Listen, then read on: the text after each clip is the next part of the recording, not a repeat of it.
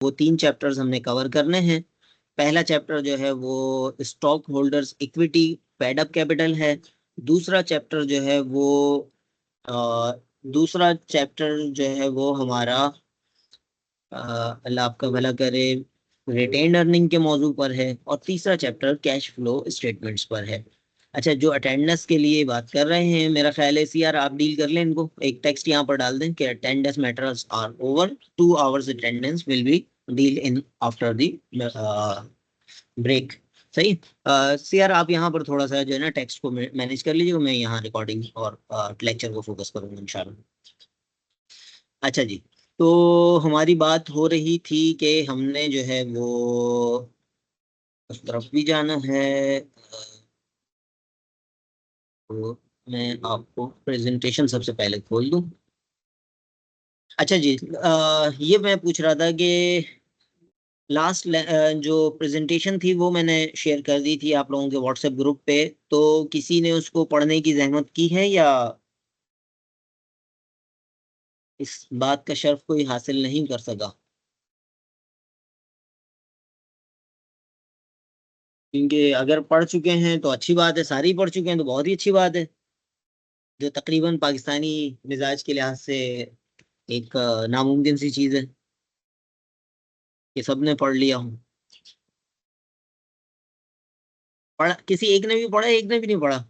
नहीं पढ़ा तो फिर आप अगले असाइनमेंट्स जो है पढ़ने के ही देने चाहिए फिर।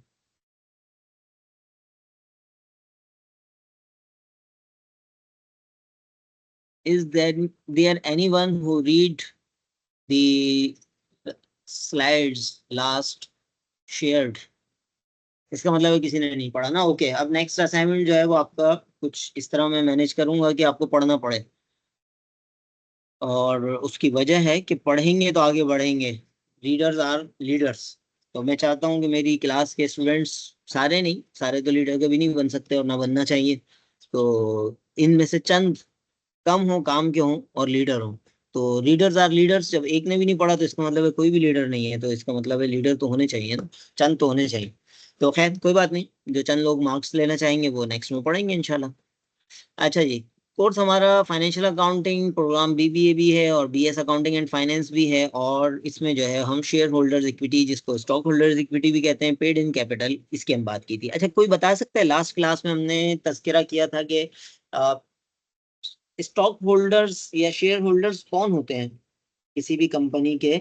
शेयर होल्डर्स या स्टॉक होल्डर्स कौन होते हैं?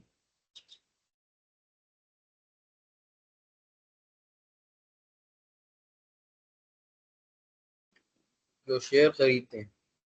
जो शेयर खरीदते हैं शेयर होल्डर्स हैं, बिल्कुल जबरदस्त। क्या नाम है आपका? सर राजा साहब। जबरदस्त, चले माशाल्लाह, अच्छी बात है। तो सिंपल सी बात है ना, इसमें हमें शर्माने की, हिचकिचाने की कोई बात नहीं है। जो सामने की बात है कि जो शेयर खरीद रहे हैं वो शेयर होल्डर्स हैं, शेयर को होल्ड करने वाले, नाम में जाहिर है। और अगेन हमने पढ़ा था कि बेसिकली ये होते क्या है, कि हमारे पास 3 तरह की ऑर्गेनाइजेशंस होती हैं बिजनेस में, 3 टाइप की चीजें। ये मैं रिकैप कर रहा हूँ उसूली तौर पर, तो आपसे रिकैप करवाना चाहिए था, लेकिन टाइम की शॉर्टेज की वजह से हम इसको जो है वो आगे बढ़ाते हैं। और जो बाद में रिकॉर्डिंग सुनेंगे उनकी सहूलत के लिए भी कि हमारे पास 3 तरह के बिजनेस होते हैं। एक तरह के बिजनेस को हम कहते हैं सोल प्रोप्राइटरशिप, यानी एक शख्सी कारोबार। ऐसे कारोबार, ऐसे प्रोप्राइटरशिप, ऐसी ऑर्गेनाइजेशन जो एक फर्द वाहिद जो है वो उसका शुरू करने वाला हो, उसका ऑनर हो, उसका मालिक हो, उसका मुख्तार हो, तो ये जो है सोल प्रोप्राइटरशिप कहलाती है। दूसरी जो है वो ऑर्गेनाइजेशन की टाइप जो है वो बिजनेस ऑर्गेनाइजेशन नॉर्मली पार्टनरशिप कहलाती है, यानी जिसमें पार्टनर्स होते हैं। नॉर्मली ये 2 या 2 से ज्यादा लोगों पे मुश्तमिल होती है। आमतौर पे इसकी तादाद बहुत ज्यादा नहीं होती। लेकिन इसके मुकाबले में एक तीसरी टाइप ऑफ द ऑर्गेनाइजेशन है, जिसको हम कहते हैं कॉरपोरेशन। इसी को हम कंपनी भी कहते हैं। सही, मुख्तलिफ जगहों पर मुख्तलिफ नाम यूज हो सकते हैं। तो कॉरपोरेशन या कंपनी जो है ये बेसिकली वो ऑर्गेनाइजेशन है जिसमें बहुत सारे जो है वो ऑनर्स होते हैं। सही है। सोल प्रोप्राइटरशिप में एक ऑनर, पार्टनरशिप में चंद ऑनर, लेकिन कॉरपोरेशन में नॉर्मली बहुत सारे ऑनर्स होते हैं। नॉर्मली का वर्ड क्यों किया ये मैं बताऊंगा, क्योंकि कॉरपोरेशन का एक और डायमेंशन भी है। एक तो ये वाली डायमेंशन जो हमने डिफरेंशिएट की ये आसान थी, इसलिए हमने की कि सोल प्रोप्राइटरशिप और पार्टनरशिप में एक और चंद का मालिक होते हैं, कॉरपोरेशन में बहुत सारे होते हैं।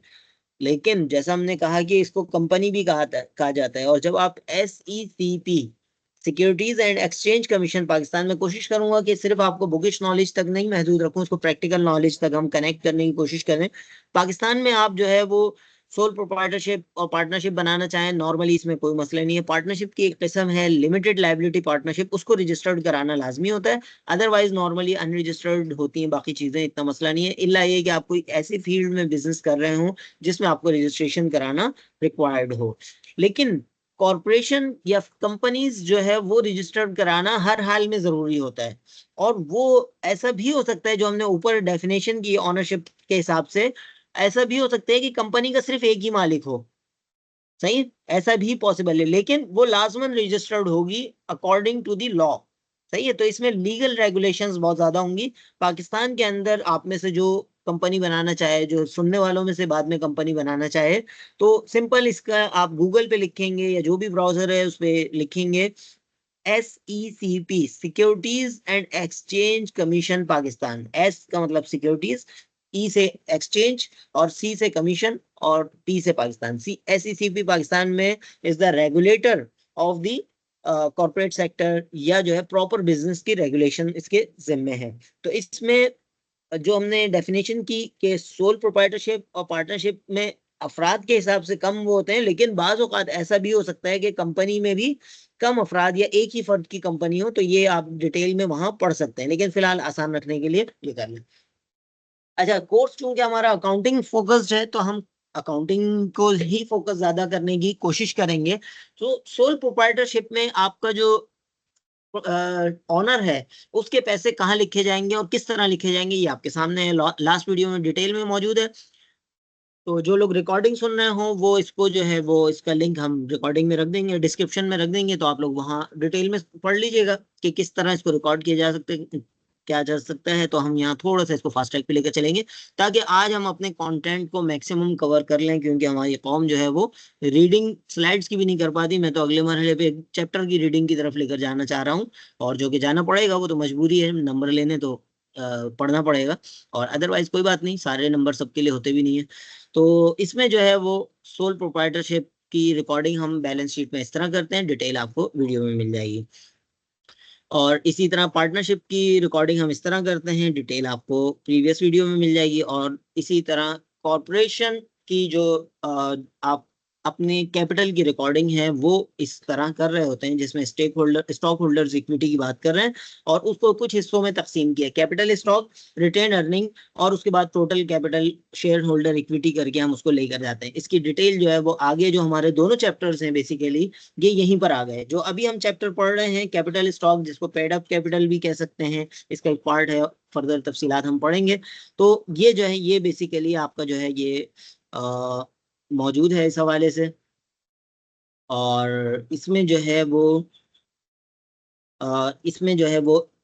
चैप्टर 11 जो भी हम पढ़ रहे हैं वो इसी पे फोकस्ड है। रिटेन अर्निंग जो है चैप्टर 12 है, ये दोनों आपस में बहुत ज्यादा इंटरकनेक्टेड हैं, तो इसलिए एक चीज को समझना जरूरी है दूसरी चीज को समझने के लिए, और दो बहुत ज्यादा जो है एक दूसरे पे इंटरकनेक्टेड होने की वजह से ये दोनों चीजें आपको बैक वक्त समझना थोड़ा सा मुश्किल हो सकता है। तो स्टेप बाय स्टेप हम आगे बढ़ने की कोशिश करते हैं। तो ऑलरेडी ये प्रीवियस उसमें कवर हो चुका था, तो इस पे डिटेल में फर्दर हम नहीं जाते। जिन लोगों को डिटेल समझनी हो वो प्रीवियस रिकॉर्डिंग को, जिसका लिंक जो है डिस्क्रिप्शन में होगा, आप देख सकते हैं। अच्छा जी, यहाँ ये वाली भी हमने जो है वो बात कवर कर ली थी पिछली डिस्कशन के अंदर, तो रिकॉर्डिंग में इसके भी तफसील से तस्करा मिल जाएगा कि जब हम कॉरपोरेशन की बात करते हैं, सही, तो उसकी खास खास बातें क्या हैं, उसकी खास खास बातें, चीदा चीदा नुकात क्या हैं, कौन बता सकते हैं क्या क्या है? सामने में लिखे हुए भी मौजूद है, पढ़ के सुना दें, कोई बात नहीं, थोड़ा सा पढ़ना इसी बहाने हो जाएगा चंद अल्फाज का। Anyone? Corporation, what are three, फर्ज करें ये एग्जाम में आ गया कि तीन खास कैरेक्टरिस्टिक्स ऑफ द कॉरपोरेशन क्या हैं, लिखें, और किस तरह डिफरेंशिएट हैं दूसरे टाइप ऑफ बिजनेसेस से। एनीवन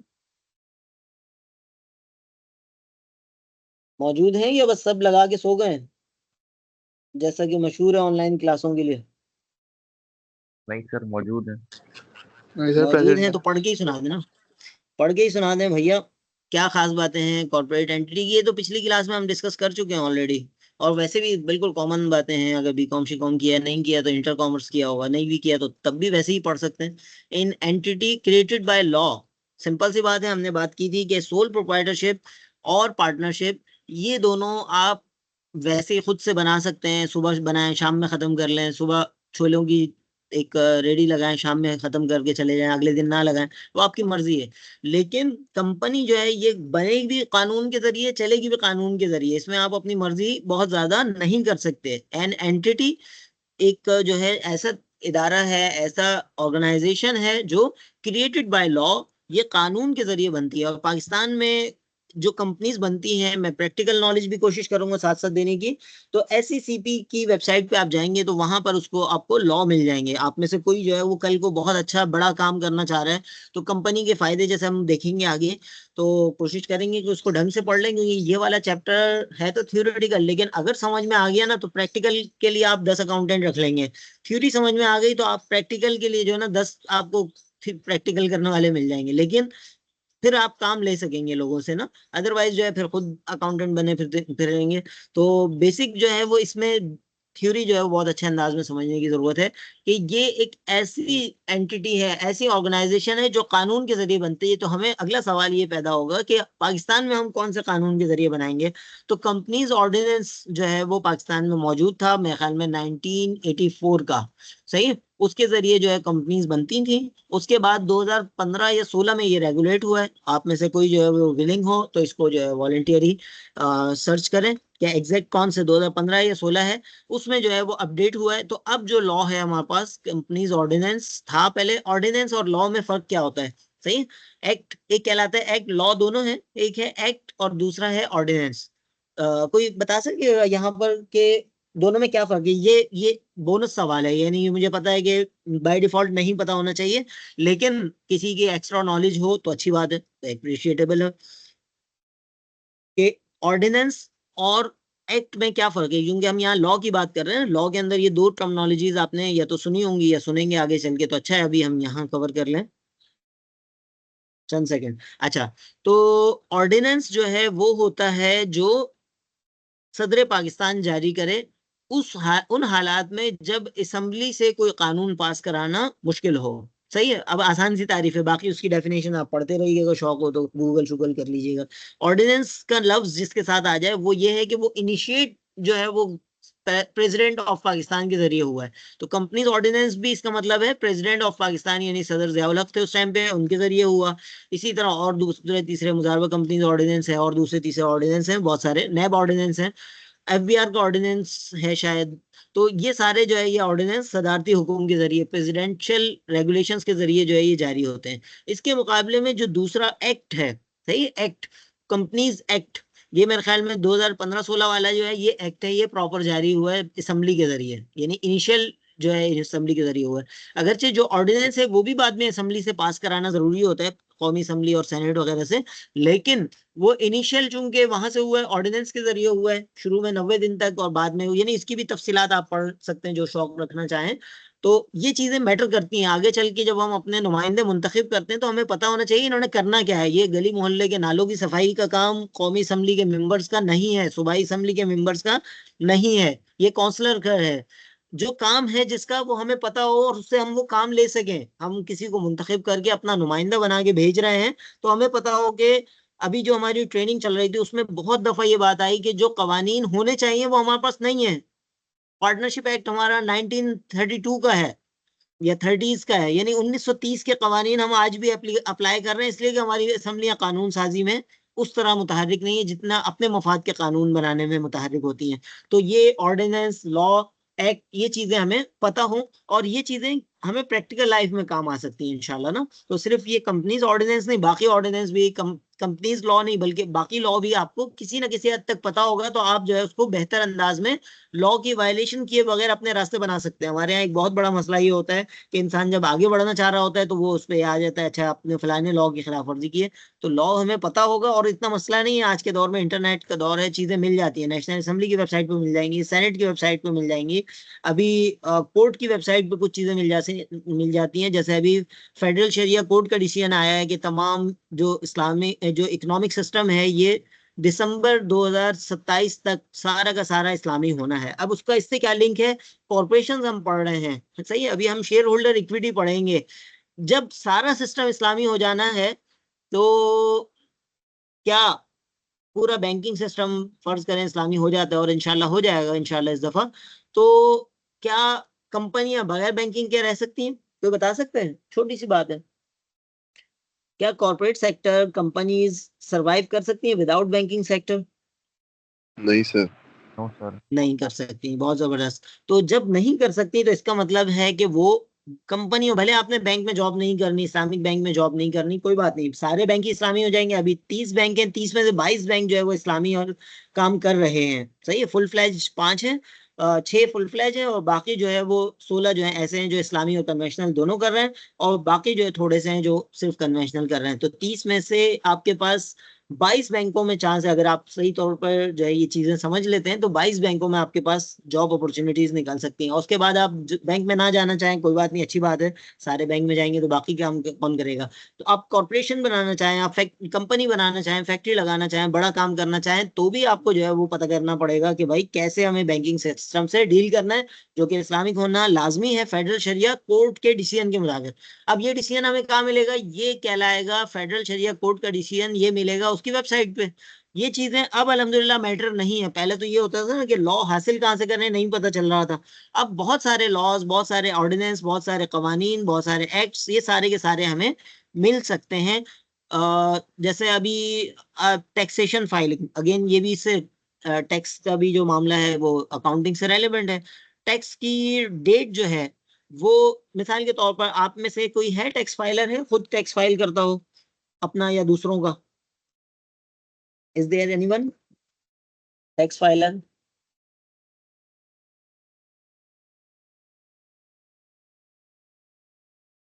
अच्छा चलें, कोई बात नहीं, अगर नहीं फाइल करते तो अब आसान कर देते ना, आपके वालिद साहब, आपके भाई और बड़े, या आप खुद कल को अभी कुछ साल में जो है टैक्स फाइलिंग पे अब टैक्स कटना शुरू हो जाएगा। मिसाल के तौर पर टैक्स आप फाइल करें या ना करें, टैक्स तो आपका कटेगा, और नहीं फाइल करेंगे तो डबल कटेगा।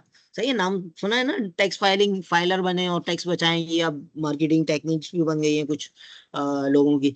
तो बेसिकली उसमें ये है कि गवर्नमेंट ने बताया कि अगर आप फाइलर हैं तो आपके ऊपर मिसाल के तौर पर XYZ अमाउंट होगी, और नहीं फाइल नॉन फाइलर है तो आप पे डबल अमाउंट चार्ज होगी।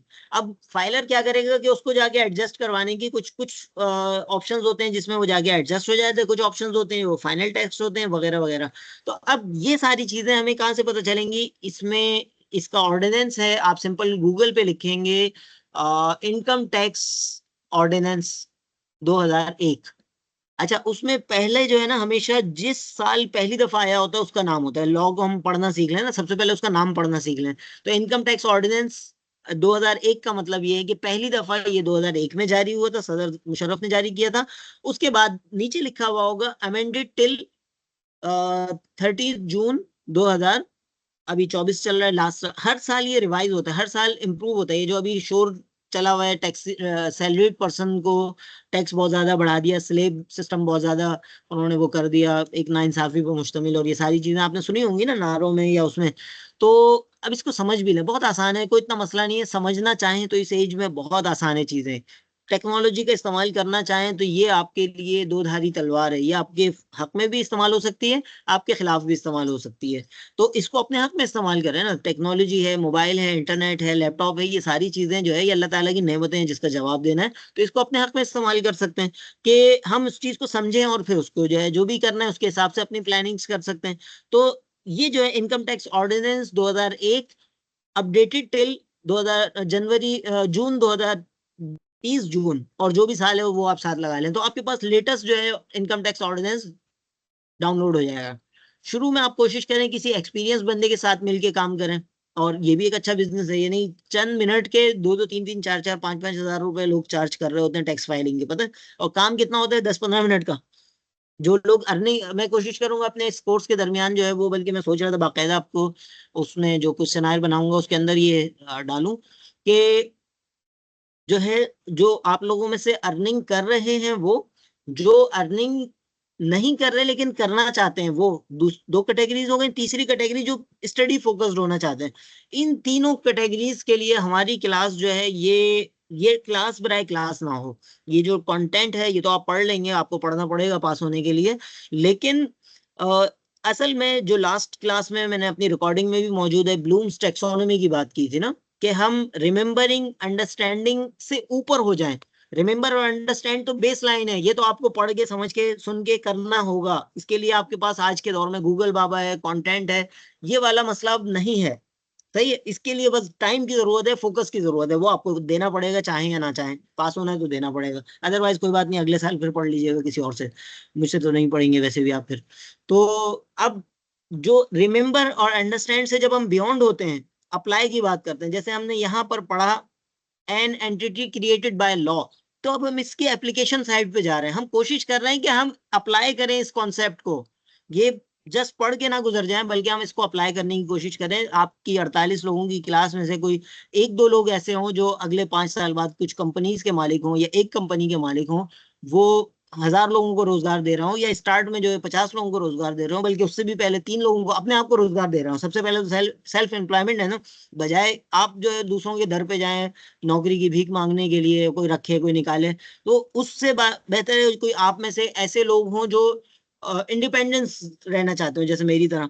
तो आप अपनी कंपनीज, अपने एंटिटीज, अपने बिजनेसेस की तरफ जा सकते हैं।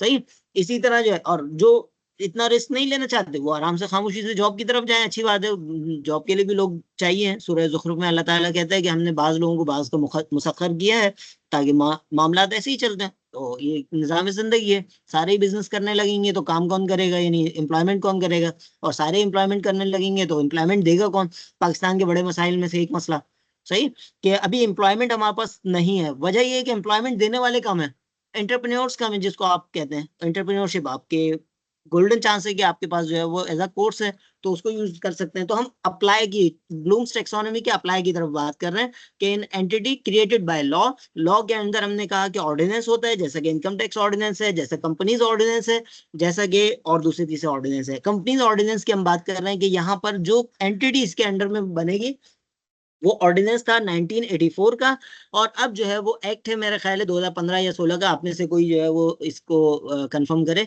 तो अच्छी बात है। गूगल भी आप लोगों का साथ साथ खुला हुआ है, बहुत ज्यादा सुनने के साथ साथ आप लोग चाहें तो जो शार्प हों, जो मल्टीटास्कर हों, जो एक वक्त में 2 काम कर सके, मैं उनको अलाउ कर रहा हूँ कि वो रेलेवेंट चीजों को सर्च करें, इरेलीवेंट नहीं, रेलेवेंट रेलेवेंट चीजों को जो है सर्च करके यहाँ उसमें चैट बॉक्स में दे सकते हैं। तो उसमें ये है कि बाकी लोगों का भी भला हो सकता है अगर वो चाहें तो ये जो है बहरहाल, यानी हमारी नॉलेज जो है ना वो एक नॉर्मल लेवल से थोड़ा सा बियॉन्ड हो जाए। मैं ये चाह रहा हूँ कि हमारी क्लास जो है ना वो ये आपकी जिंदगी की एक यादगार क्लास हो। अब यादगार दो मानों में हो सकती है, खुशगवार तरीन या ना खुशगवार तरीन। सही, तो हम ऐसी क्लास बना लें अपनी इसको कि जिसके नतीजे में जो है ये हमारे लिए एक अच्छी चीज बन जाए। ना खुशगवार तो जाहिर सी बात है हम नहीं चाहेंगे, वो तो मजाक में एक बात कर दी, लेकिन ये कि खुशगवार तरीन चीजों में से एक पॉसिबल है, और बिल्कुल पॉसिबल है अगर आप लोग इस पे थोड़ा सा जो है एफर्ट्स करेंगे, तो ये आपके लिए जो एक जबरदस्त सा जो है वो चीज बन सकती है, आपकी लाइफ को कहीं से कहीं ले जा सकती है। थोड़ा सा आपने लास्ट क्लास में अंदाजा कर लिया होगा, हमने बात की थी ब्लूम्स टैक्सोनॉमी की, हमने बात की थी एमबीटीआई की, हमने शायद बात नहीं की मल्टीपल इंटेलिजेंस की। तो ये वो चीजें हैं जिसपे दुनिया जो है वो आज से कोई 40-40, 50-50, और ब्लूम्स जैसे एमबीटीआई का मैंने बताया था 1945 में ये थ्योरी बनी थी, एक माँ बेटी ने बनाई थी। तो अब हमारे पास जो है वो उसको पढ़ने का अगर थोड़ा सा वो हो जाता है तो ये एक मुफीद चीज हो सकती है। अच्छा जी, कौन सी रिकॉर्डिंग? तो रिकॉर्डिंग जो है वो ऑलरेडी आपको शेयर कर दी गई है व्हाट्सएप ग्रुप में, तो उसका लिंक मौजूद है वहां पर भी, और उसके अंदर भी इंशाल्लाह अगले मरहलों में आपको एलएमएस के जरिए मेनली मिला करेंगी चीजें। एलएमएस चूंकि नहीं था तो व्हाट्सएप ग्रुप को हम बेस कर रहे थे, तो एलएमएस पे जो है वो मेरा ख्याल है कि रिकॉर्डिंग मौजूद है। ये दोनों दोनों सेक्शंस को जो है वो मैंने वो कर दिया है। अच्छा जी, an entity created by law की जब हम बात कर चुके हैं तो फिर अगली बात आई कि एग्जिस्टेंस, यानी अब खुलासा ये हो गया कि अभी तो शायद सही है, आप लोग शायद बहुत नन्हे मुन्ने मासूम से बच्चे महसूस हो रहे हैं, कोई एक भी जो है वो ऐसा एक्टिव नहीं मिला जो इतनी देर में जो है हमें कंपनीज ऑर्डिनेंस का लिंक यहाँ चैट में प्रेस कर सकता। मैं चाहूंगा कि एक दो लोग ऐसे कम से कम शार्प हो, मल्टीटास्कर हो, कि इधर हम बात करें, इधर उसका लिंक जो है वो हमें यहाँ चैट में मिल जाए, ताकि बाकी लोग भी जो है उसको वो कर सकें। तो खैर कोई बात नहीं, बाद में देख लीजिएगा, बाद में खैर कोई देखता नहीं है, लेकिन बहरहाल देखना चाहें तो देख लीजिएगा कि कंपनीज पाकिस्तान में आप बनाना चाहें तो SECP, ये बहुत इंपॉर्टेंट लिंक है SECP पाकिस्तान, बल्कि मैं आपको करके दिखा देता हूँ ताकि ये एक आपकी प्रैक्टिकल नॉलेज हो, ये जस्ट नॉलेज बराए नॉलेज से बियॉन्ड हो जाए। हमने लिखा यहाँ पर सिंपल, गूगल बाबा से पूछा SECP, सही, ये आपके सामने ये आ गया SECP, ये मेन वेबसाइट है। इससे जाके खेलना शुरू कर दें, इससे जाके थोड़ी सी जो है ना, इससे नो हाउ। अब यहाँ पर ये जो हम रजिस्ट्रेशन ऑफ कंपनी की बात देख रहे हैं ना, रजिस्ट्रेशन ऑफ कंपनी जो है ये है बेसिकली हमारा जो हम अभी बात कर रहे हैं, प्रैक्टिकल नॉलेज को अगर हम सामने रखें तो ये जो है ये हमारे सामने है कि हम इसको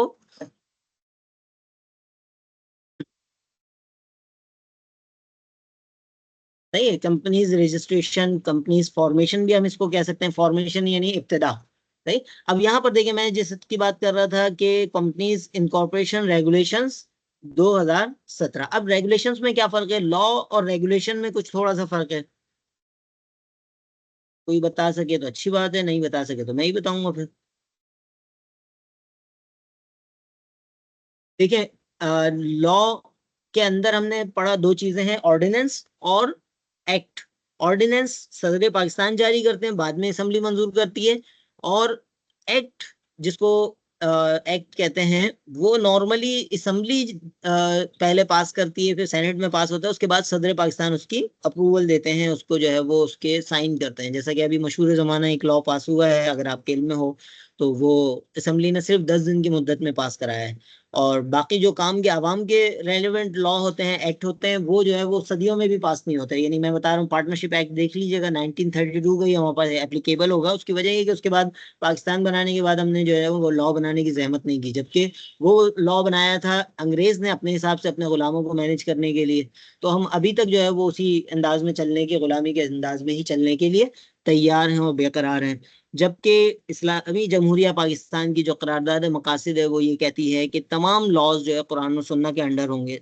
1932 में बनने वाला कानून तो कुरान और सुन्ना के अंडर इसलिए नहीं हो सकता कि वो जाहिर सी बात है, उनको पता ही नहीं था बेचारों को कुरान क्या है, सुन्नत क्या है। तो वो तो उन्होंने अपने गुलामों को कंट्रोल करने के लिए बनाया था अंग्रेजों ने।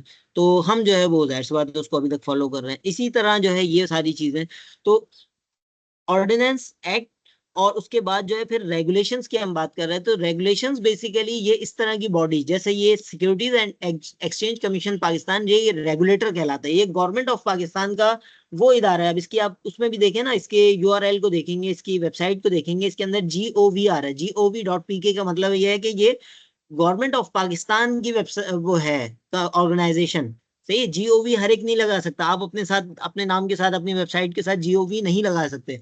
GOV हमेशा शो करेगा पाकिस्तान, यानी गवर्नमेंट को, किसी भी गवर्नमेंट को, और आगे PK का मतलब पाकिस्तानी गवर्नमेंट। तो ये गवर्नमेंट ऑफ पाकिस्तान का, फेडरल गवर्नमेंट ऑफ पाकिस्तान का इदारा है। तो ये रेगुलेटर कहलाते हैं, जो कंट्रोल करते हैं, रेगुलेटर। अच्छा, मजे की बात है, ट्रेनिंग के अंदर रेगुलेटर भी आए थे, SECP के लोग भी आए थे ना, तो उन्होंने कहा कि रेगुलेटर क्या होता है, सवाल किया। अच्छा, सारे फैकल्टी मेंबर्स ही थे वो ट्रेनिंग के अंदर, वो ट्रेनिंग ऐसी थी कि सारे के सारे फैकल्टी मेंबर्स थे। तो बहरहाल लोगों ने जवाब दिए होंगे।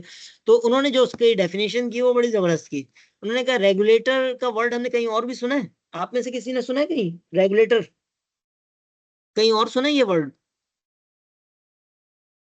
हमारे हर घर में एक चीज होती है जो छत से लटकी हुई होती है आमतौर पर, क्या कहते हैं उसको? ये जी जी सर, जी बिल्कुल, रेगुलेटर। छत से तो पंखा लटक रहा होता है भैया। तो उस पंखे का एक स्विच बोर्ड के अंदर एक रेगुलेटर होता है, सही है। तो सेम रेगुलेटर का उन्होंने कहा, ये तारिक नसीम साहब की मैं बात कर रहा हूँ, जो माशाल्लाह मुजारबा रजिस्ट्रार भी हैं और भी बड़े सीनियर वो हैं। तो उन्होंने कहा रेगुलेटर जो है वो सेम वही काम करता है जो पंखे का रेगुलेटर करता है। आपको मिसाल के तौर पर गर्मी लग रही है, आपने रेगुलेटर का, पंखे का स्विच, यानी पंखे का वो रेगुलेटर घुमाया और उसको तेज कर दिया, मौसम टेम्परेचर कंट्रोल हो गया।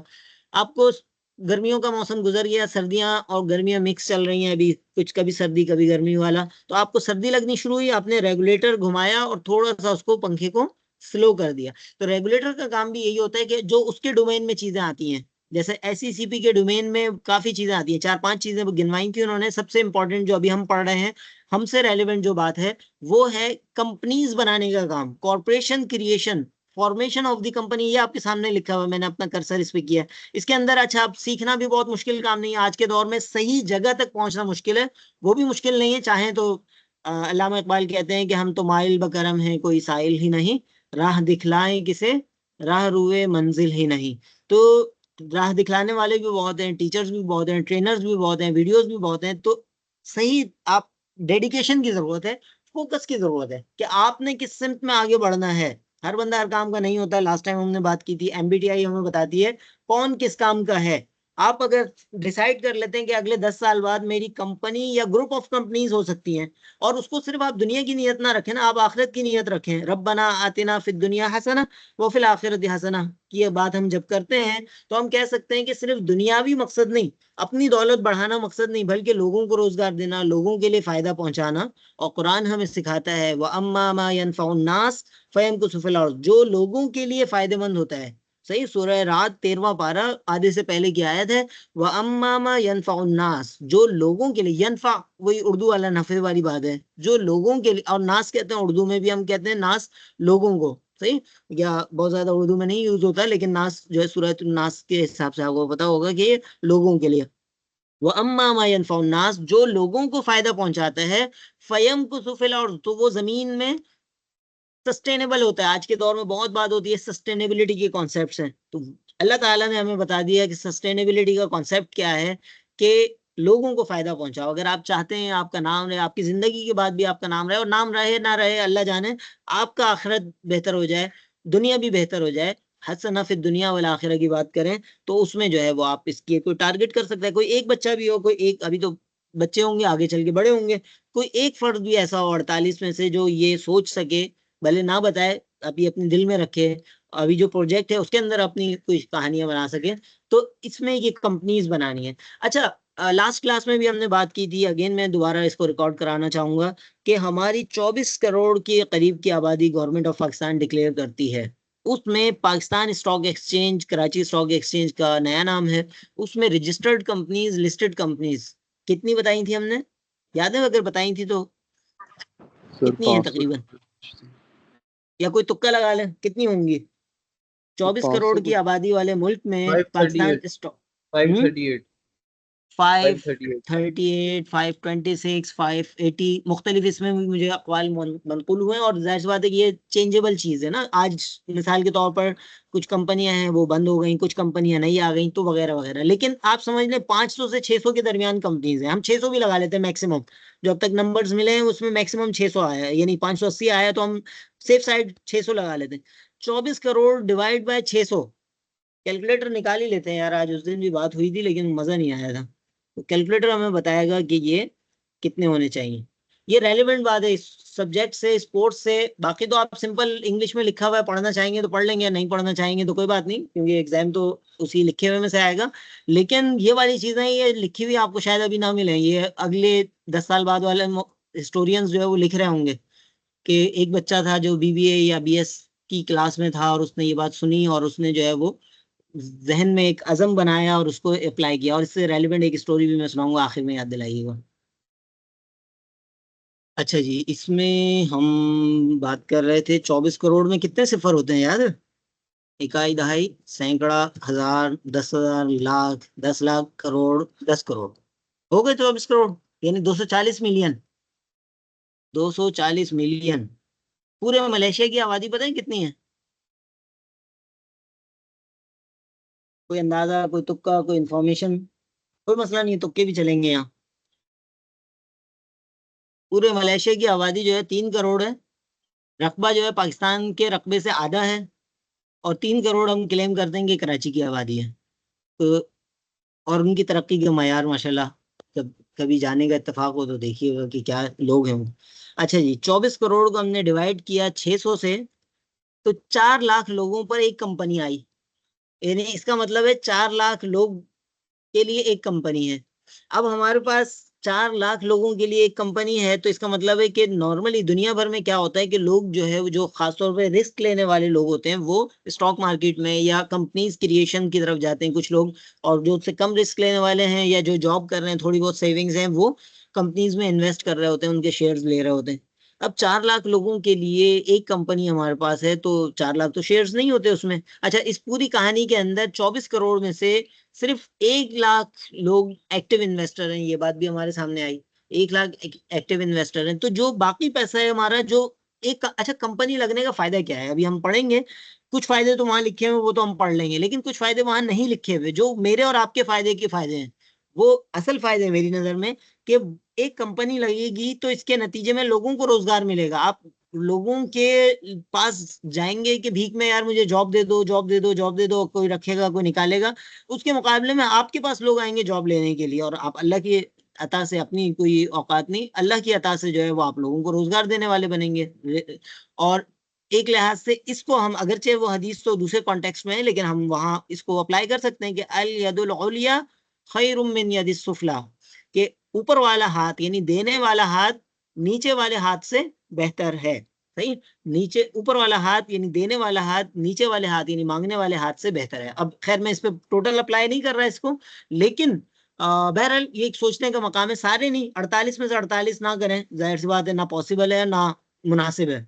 सारे ही अगर करने जाएंगे तो फिर मसले मसाइल दूसरे खड़े हो जाएंगे। कुछ लोग, एक दो तीन चार लोग ऐसे हों जो अज़म लेके उठे कि ये हम कॉर्पोरेट, ये स्टॉक होल्डर्स इक्विटी, ये सारी चीजें हम पढ़ रहे हैं। बुक चैप्टर भी मैं आपको रिकमेंड करूंगा, 11 12 13, चाहे तो अभी से नोट कर लें। ये तीनों आपको पढ़ने पड़ेंगे, एग्जाम पास करना है तो पढ़ने पड़ेंगे, उसके बगैर पास होना इतना आसान काम नहीं होगा। 11 12 13 मैं चैप्टर्स भी कोशिश कर लूंगा कि किसी तरह अगर आप तक पहुंच जाए। वैसे लाइब्रेरी में बुक मौजूद है, आप लोग हार्ड कॉपी ले सकते हैं, सॉफ्ट में भी मिल जा सकता है। बुक का नाम ऑलरेडी आपको पता ही है, या आउटलाइन मैंने अपलोड कर दी है दोनों जगहों पे, बुक वहां पर मौजूद, यानी बुक की आउटलाइन मौजूद है, बुक का नाम आप वहां से ले सकते हैं, वरना हम कोई तरतीब देख लेंगे क्या पॉसिबिलिटीज है। तो इसमें जो है वो चैप्टर 11 12 13 में जो आप पढ़ेंगे, खासतौर पे 11 और 12 में कॉर्पोरेट के हवाले से जो हम बात करेंगे, यानी major portion of our this after mid term session जो है हमारे कॉर्पोरेट पे है, कंपनी पे है। तो कंपनी बनाए, कंपनी पे ना पढ़े ना हम उसके अमली इकदाम इनकॉर्पोरेशन पे आपकी रजिस्टर करेगा, वो खुद बता रहे हैं कि कैसे बनानी है। आप इस पे चले जा सकते हैं। सही है, नेम एफएक्यूज, नेम रिजर्वेशन, आप किस तरह जो है अपना नाम रिजर्व कर सकते हैं, कौन सा काम नाम रख सकते हैं, कौन सा नहीं रख सकते। जस्ट हमने जो है उस पर क्लिक किया इनकी एससीसीपी की, तो उन्होंने हमें फेसबुक का हम इस्तेमाल बड़े शौक से बाज लोग करते हैं, मैं तो खैर बहुत कम करता हूँ या नहीं करता, लेकिन बाज लोग, बाज बच्चे जो है सुबह शाम फेसबुक फेसबुक कर रहे होते हैं, तो वो फेसबुक पे जाएं, जरूर जाएं। अगर 4 घंटे लगा रहे हैं, 4 में से 2 घंटे तो कम से कम काम के कामों पे लगा लेना, बाकी 2 घंटे आपने जाया करने, अगरचे उसका भी हिसाब होगा। सुम्मा लतुसअलुन्ना यौमइज़िन अनिन नईम, तुमसे नेमतों के बारे में सवाल होगा। सूरह तकासुर 30वां पारा, अल्लाह ताला कह रहा है कि तुमसे नेमतों के बारे में सवाल होगा। तो वक्त भी एक नेमत है, उसके बारे में भी सवाल होगा। तो आप फेसबुक पे अगर जा रहे हैं तो उस टाइम को बेहतर यूटिलाइज करें ना, इसको जो है वो आप ये चीजें पढ़ें, सुने, देखें, और इसको फिर अप्लाई कर सकते हैं। अभी से सोचना शुरू करेंगे। हमारे एक उस्ताद थे, वो कहते थे सोचने के तो फिर जाके आगे कहानी बढ़ रहेगी। यानी अभी आप कच्चा कच्चा भी सोचना शुरू करेंगे तो ये वक्त के साथ साथ पक जाएगा। और बेहतर यही होता है कि जज्बात में जो है वो आप बहुत ज्यादा आगे ना बढ़े, बल्कि जज्बात के बगैर थोड़ा थोड़ा Aahista Aahista, recurrent thinking method एक कहलाता है कि आप वक्त के साथ साथ बार बार सोचें। रिकरेंट थिंकिंग यानी अपनी थिंकिंग को जो है वो आप जो है वो थोड़े अरसे में अभी ख्याल आएगा। अच्छा अच्छा, इसमें मैं बात कर रहा था कि ये जो है एक यानी इस तरह के किसी सेशन में किसी टीचर की बात से, किसी मुकर्रिर की बात से मुतासिर होके कुछ बड़ा काम करने वाले लोग, इनमें एक स्टोरी हमारे पास है जिसको आज के दौर में केस स्टडी कहते हैं। हम केस स्टडी कह लेते हैं क्योंकि बिजनेस में ये बहुत ज्यादा इन है वर्ड केस स्टडी। तो ये केस स्टडी मैं आपसे बता रहा हूँ, जो कि हम स्टोरी, बच्चों के लिए स्टोरी का वर्ड अट्रैक्टिव है, हम स्टोरी का वर्ड यूज कर लेते हैं। आपके पॉइंट ऑफ व्यू से यूनिवर्सिटी केस स्टडी में इंटरेस्टेड हो सकती है, हम यूनिवर्सिटी को बताएंगे हमने केस स्टडी सुनी है, पढ़ तो लिखी हुई अभी मेरे पास नहीं है कि मैं आपको लिख के दूं। आप में से बल्कि कोई मुझे इसका राइटअप बना दे तो इस केस स्टडी को जो है वो हम इसका हिस्सा बना सकते हैं। तो वो केस स्टडी जो इसका हिस्सा बनेगी वो तो बिजनेस वाली होगी ना, तो वो तो अगले 5 साल बाद निकल के आएगी। लेकिन जिस केस स्टडी को इससे सिमिलर मैं लेकर आ रहा हूँ वो कुछ इस तरह है कि 1920 के अराउंड की बात है, 1920 पाकिस्तान बनने से कोई 30 साल पहले की बात है, 1917 की शायद अराउंड की बात है या 15 की। एक हिंदू मुस्लिम फसादात आपके इल्म में है, होते रहते थे हिंदुस्तान में, अभी भी होते हैं, बहरहाल वहाँ जो बेचारे फंसे हुए उनके लिए मसले मसाइल हैं। तो उस टाइम पे तो बहुत ज्यादा होते थे। तो उस टाइम पे जो है वो एक क्योंकि मुस्लिम भी किसी ना किसी हद तक कहीं ना कहीं पावर्स में थे, और हिंदू तो ओवरऑल छाए हुए हैं, आबादी के लिहाज से ज्यादा है। तो वहां पर कोई मामला उठा और किसी ने कहा, किसी नॉन मुस्लिम ने कहा कि इस्लाम जो है वो तलवार के जोर पे फैला है, इस्लाम जो है वो जबर से कुव्वत से फैला है, और ये जो है ना ये जैसे आज के दौर में भी ये जुमला बार बार कहा जाता है। वहां पर मौलाना मोहम्मद अली जौहर या जो भी मुकर्रर थे, मेरा ख्याल है कि यही थे, उन्होंने एक जलसे में बहुत सारे लोग हैं, जो मिसाल के तौर पर आप जुम्मे के खुतबे के लिए जाते हैं, वहां बहुत सारे लोग होते हैं, किसी अल्लाह करे किसी काम की मजलिस में बैठे हैं तो वहां भी बहुत सारे लोग हो सकते हैं। तो एक जलसे में लेट सपोज मौलाना मोहम्मद अली जौहर ने जो है वो ये जुमला कहा कि फलाने बंदे ने जो है नॉन मुस्लिम ने ये इल्जाम लगाया है इस्लाम पे कि जो है वो इस्लाम जो है वो तलवार के जोर पे फैला है, जबरदस्ती से फैला है, ये कोई लोगों की अपनी विलिंगनेस से नहीं फैला। तो क्या ही अच्छा हो कि यहाँ मौजूद लोगों में से कोई एक बंदा ऐसा हो कि जो इस बात को साबित करे कि इस्लाम जो है तलवार के जोर पर नहीं फैला, बल्कि ये मोहब्बत से, अमन से, तबलीग से, दर्स से, इनसे फैला है। तो क्या हुआ होगा? इस स्टोरी को हम रोकते हैं, आप में से कोई बताना चाहे कि उस किसी ने सुनी हुई है इस टाइप की कोई स्टोरी, फिर क्या हुआ था? ये रियलिटी है, ये नहीं, ये हाइपोथेटिकल स्टोरी नहीं है, ये रियलिटी है। कोई ऐसा जिसने इससे सिमिलर कोई बात सुनी हो कभी?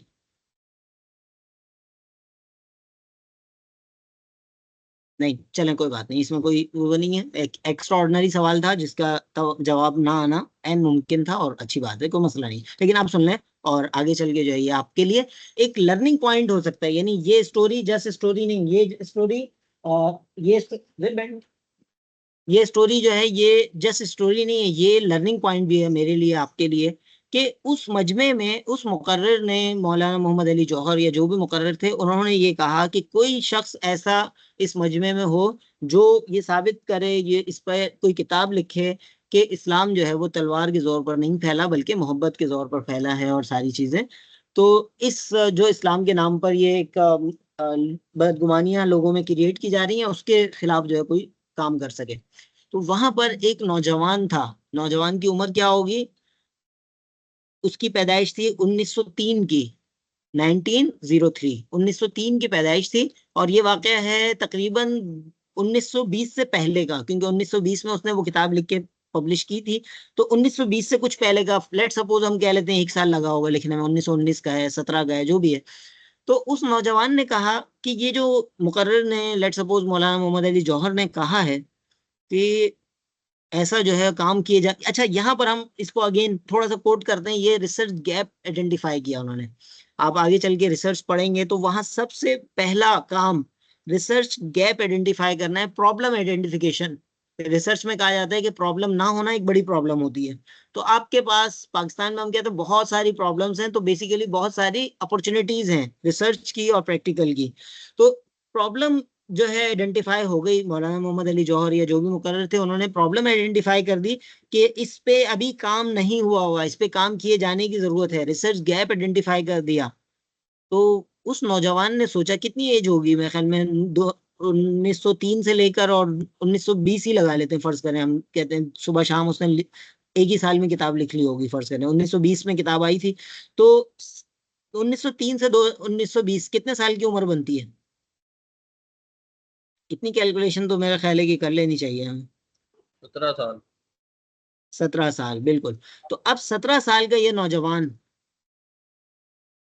17 साल या इससे कम उम्र कोई है हमारे यहाँ पर? अभी अभी जो लोग मौजूद हैं इनमें सभी 17 साल से ऊपर है ना? मैं तो कम से कम ऊपर ही हूँ, क्योंकि 18 साल या 20 साल की तो एजुकेशन हो गई खाली, पीएचडी की। तो 17 साल के उस नौजवान ने सोचा कि ये जो जुमला इन्होंने कहा है, वो जुमला मैं क्यों नहीं ऐसा फर्द बनूं कि जो उसको अप्लाई कर सके। तो उस नौजवान ने सोचा, और सोच के फिर अमल किया। उसने एक किताब लिखी, और उस किताब का नाम है अल जिहाद फिल इस्लाम। इंटरनेट पे आपको फ्री में अवेलेबल है।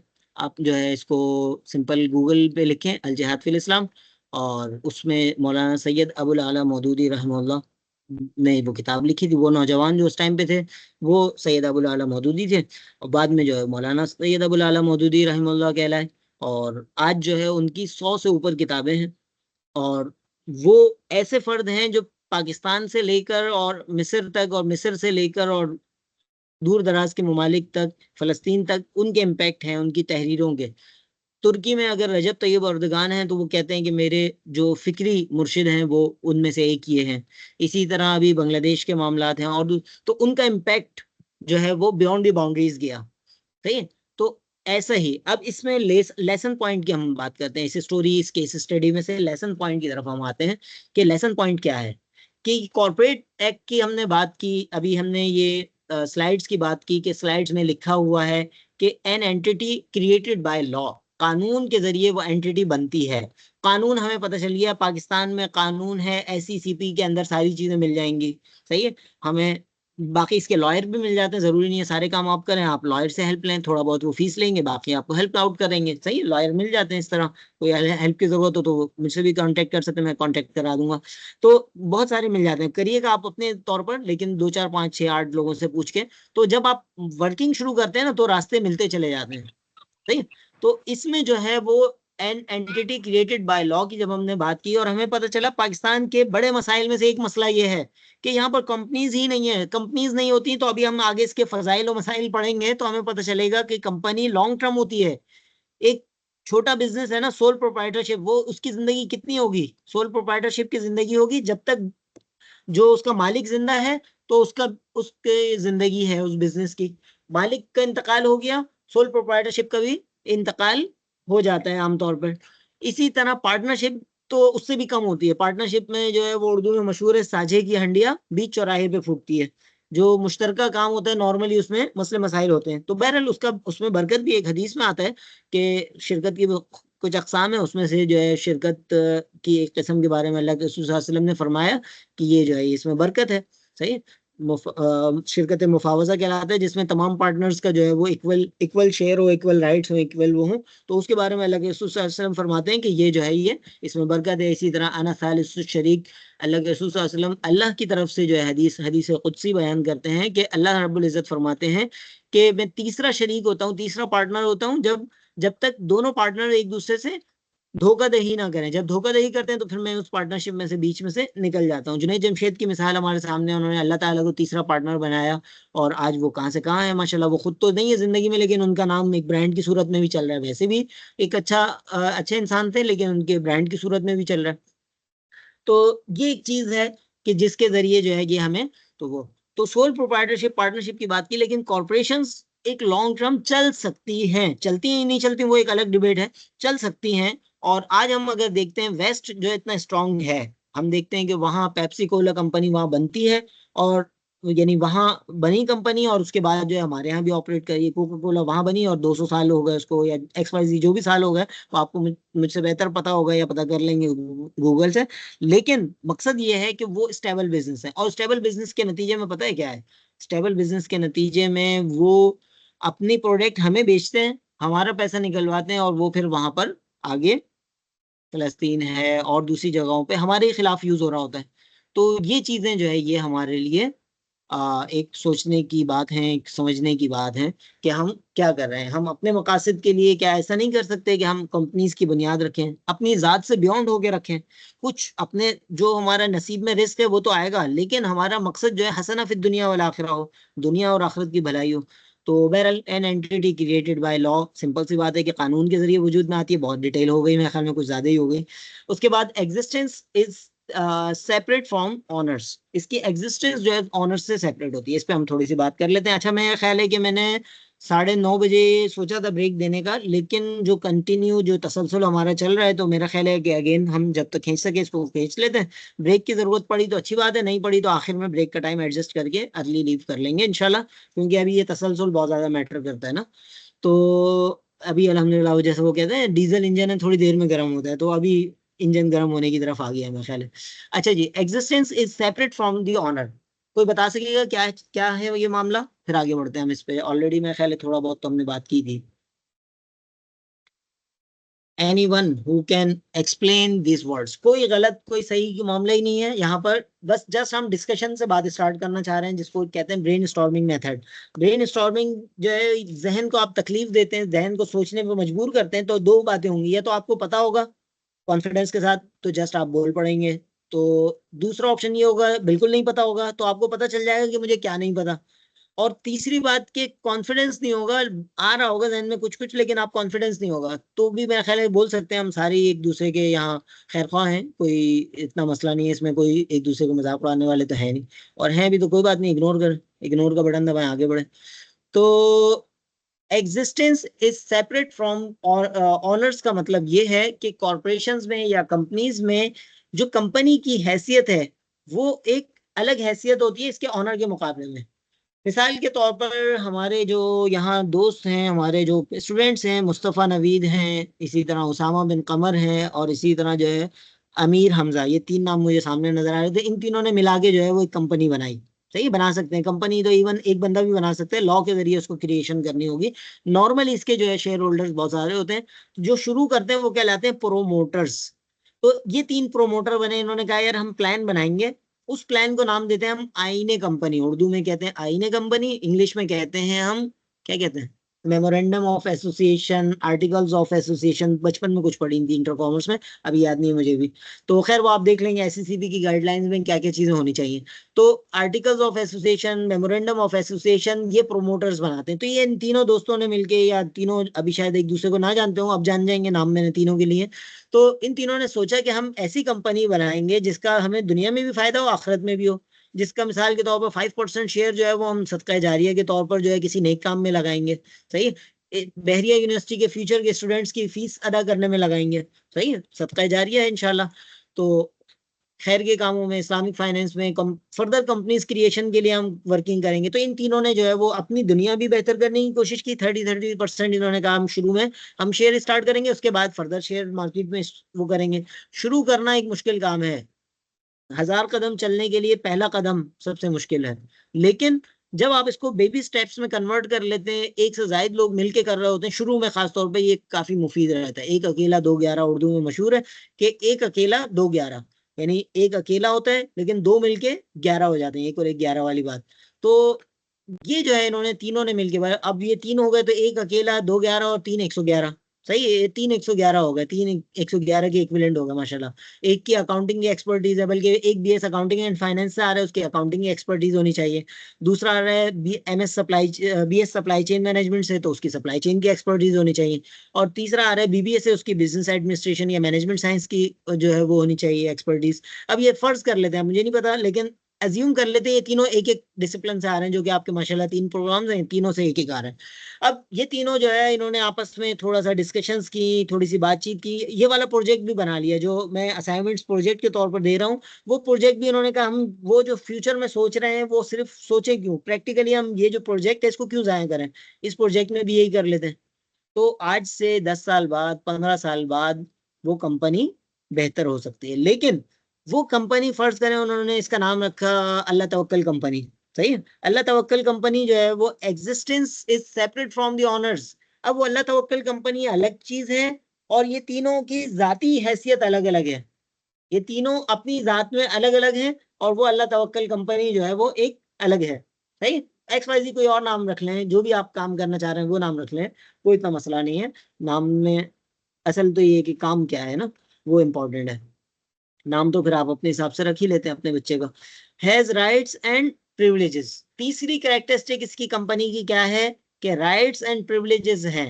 सही है, कि कंपनी जो है वो, उसके राइट्स क्या हैं, कुछ ना कुछ इसको एक्स राइट्स होते हैं। मिसाल के तौर पर ये किसी अपने नाम से ये मुआहदे कर सकती है कंपनी। सही है, आम बिजनेस जो अनरजिस्टर्ड हो वो अपने नाम से नॉर्मली मुआहदे नहीं कर सकता, लीगल एग्रीमेंट्स नहीं कर सकता। कंपनी जो है वो अपने नाम से लीगल एग्रीमेंट्स कर सकती है। मिसाल के तौर पर अल्लाह तवक्कल कंपनी जो है वो किसी का एम्प्लॉयमेंट एग्रीमेंट कर रही है, तो वो लिखेगी Allah Tawakkal company is please to hire this person for this job.